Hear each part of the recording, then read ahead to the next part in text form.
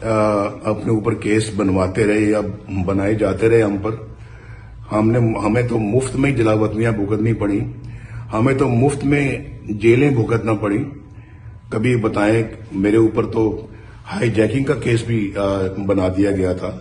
کون سی high jacking آج تک سامنے آئی ہے؟ مجھے بتائیں نا, پاکستانی قوم بھی مجھے بتائے کہ انہوں نے کوئی پوچھا کبھی کسی نے کہ یہ جو ہے یہ کیوں ہائی جیکنگ کا جھوٹا کیس نواز شریف پہ بنایا گیا تھا؟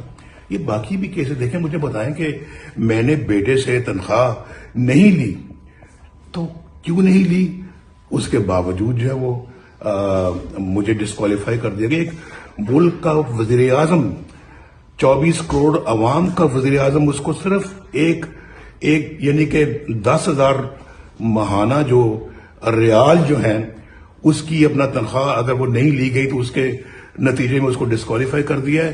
اور پاکستان کا آج یہ اشر کر دیا جو آپ اور میں دیکھ رہے ہیں کہ غریب آدمی کی مت ماری گئی ہے. بیچارہ اپنی روزی اپنا نہیں کما سکتا, نہ اپنے بال بچوں کا پیٹ پال سکتا ہے. وہ زمانہ تھا 2017 جب پاکستان بالکل تیزی سے بلندی کی طرف جا رہا تھا.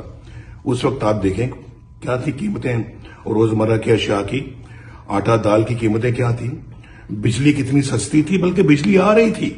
ہم وہ ہیں جو بجلی کی جس قلت کو پورا کیا. ہم وہ ہیں جنہوں نے پاکستان کی معیشت کو اللہ کے فضل و کرم سے دن دگنی رات چوگنی ترقی دی. ہم وہ ہیں جنہوں نے پاکستان کے اندر موٹر ویز بنائی.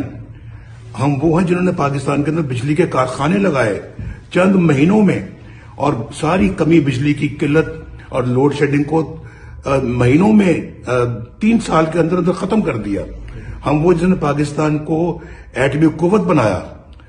ہر فرنٹ پہ, ہر شعبے میں ہماری خدمات پاکستانی قوم کے سامنے